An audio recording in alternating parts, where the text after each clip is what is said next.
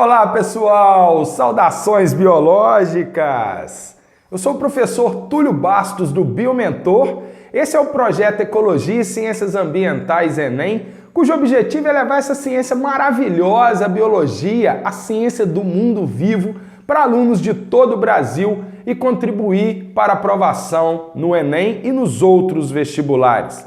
Chegamos ao vídeo 6 do projeto Ecologia e Ciências Ambientais. Iremos abordar a questão das relações ou interações entre os seres vivos. Esse é um assunto não só importante para o Enem, mas também para a prova do processo seriado da UFJF, o PISME.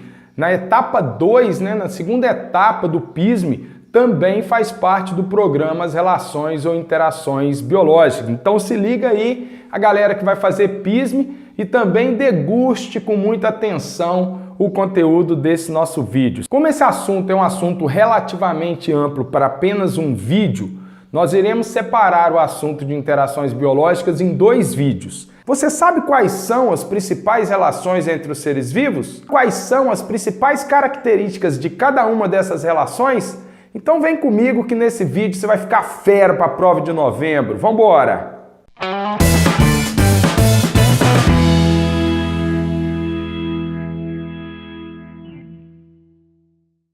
Pois bem, pessoal, para começar a falar de interações biológicas, é importante que a gente deixe bem claro o seguinte: as relações, elas podem ser classificadas de acordo com os seguintes critérios. Primeiro, se a relação ocorre entre organismos de uma mesma espécie, essa relação será chamada de relação intraespecífica. No entanto, se ela acontece entre organismos de espécies diferentes, nós já iremos classificá-la como uma relação interespecífica. Então se liga, o primeiro critério, se a relação acontecer entre organismos de uma mesma espécie, como é o caso de formigas e um formigueiros, abelhas em uma colmeia, ou cupins em uma térmita, em um cupinzeiro, essa relação será intraespecífica. Mas se nós estivermos falando de uma relação entre um carrapato e um boi, entre um cachorro e uma pulga, ou mesmo entre um gato e um rato, aí a relação ocorrerá entre organismos de espécies diferentes e nós iremos classificá-la como uma relação interespecífica. Se liga na parada. Se você vai de um país para outro, essa viagem é uma viagem internacional. Transporte entre um estado e outro é um transporte interestadual. Se o transporte já ocorrer dentro de um mesmo estado, esse transporte será intraestadual. Um segundo critério importante na determinação e na classificação das interações entre os seres vivos é se a relação é harmônica ou desarmônica. Se a relação não implicar prejuízo para nenhum dos envolvidos, nós iremos classificá-la como uma relação harmônica. É o caso das formigas em um formigueiro ou dos cupins em uma térmita ou cupinzeiro. No entanto, se a relação implicar prejuízo para pelo menos um dos envolvidos, ela será uma relação desarmônica. Então, repetindo, relações que não implicam prejuízo para nenhum dos envolvidos, mesmo que apenas um deles seja beneficiado, é uma relação harmônica. Se um dos envolvidos, pelo menos um, é prejudicado na relação, essa relação já será uma relação desarmônica. Então agora vamos listar todas as relações biológicas mais importantes de acordo com os critérios que nós determinamos na classificação. Começando pelas relações harmônicas entre indivíduos de uma mesma espécie, ou seja, relações harmônicas intraespecíficas. Nós teremos apenas 2, a sociedade e a colônia. Já relações desarmônicas entre indivíduos de uma mesma espécie, ou seja, relações desarmônicas intraespecíficas, nós também teremos 2 exemplos: a competição intraespecífica e o canibalismo.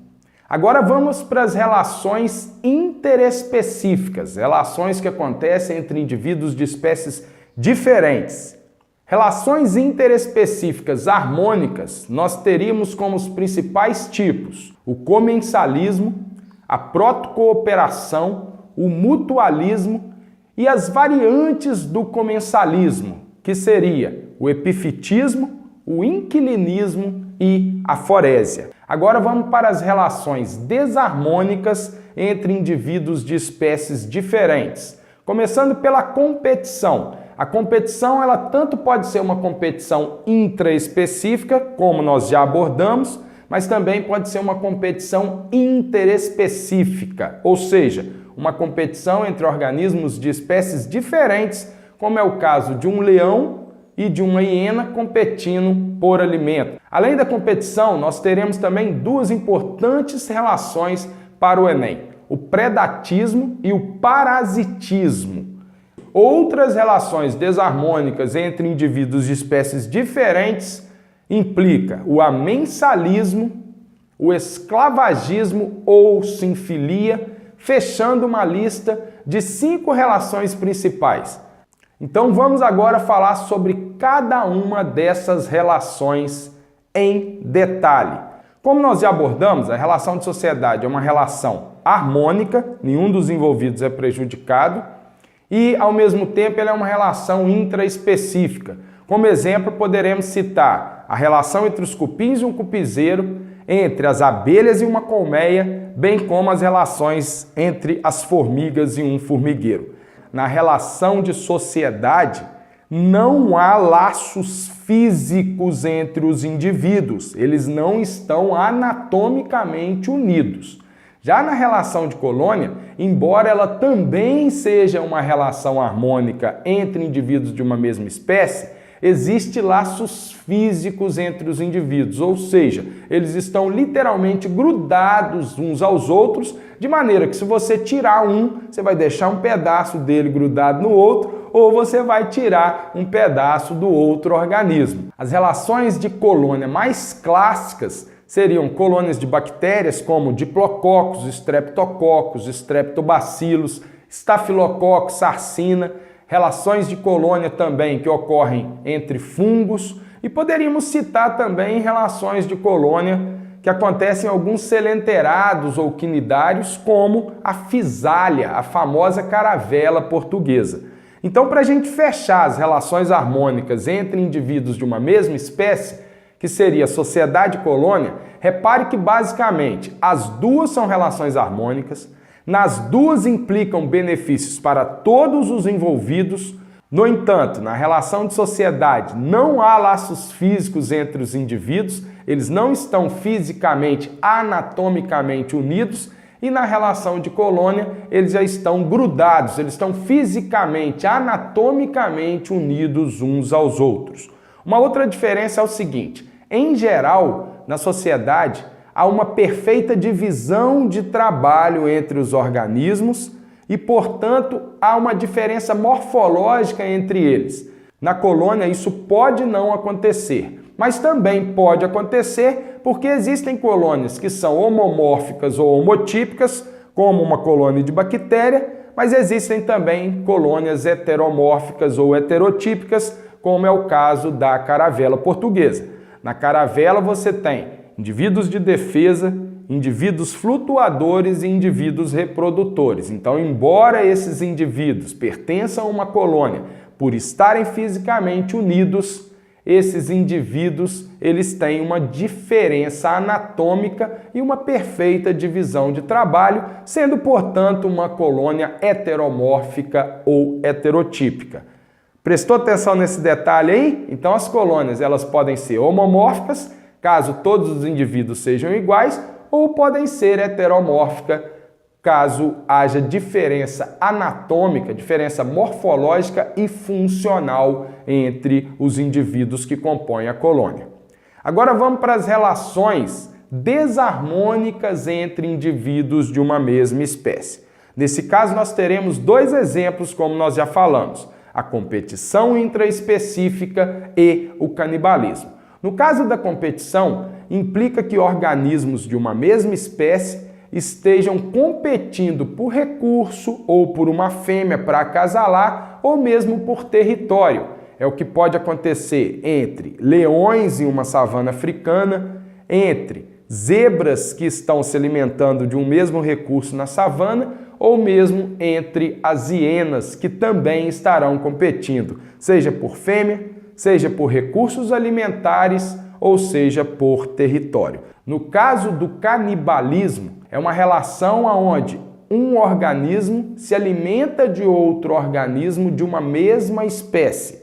Os exemplos mais clássicos de canibalismo é o que acontece entre o louva-a-Deus, a fêmea do louva-a-Deus se alimenta da cabeça do macho durante a cópula, a fim de induzir o macho a sofrer maiores espasmos musculares e depositar uma maior quantidade de sêmen no interior da fêmea, no interior da sua cavidade genital, garantindo uma maior fertilidade dos seus ovos. Outro exemplo clássico de canibalismo seria o exemplo da Latrodectus, que é a famosa aranha viúva negra. Ela também se alimenta do macho durante a cópula, caso o macho dê bobeira. Então, muitas vezes a fêmea, durante a cópula, a partir do momento que o macho depositou com seu bulbo copulador o sêmen na abertura genital da fêmea, se houver oportunidade, ela vai capturar o macho devido à proximidade dos dois durante a cópula e vai se alimentar desse macho.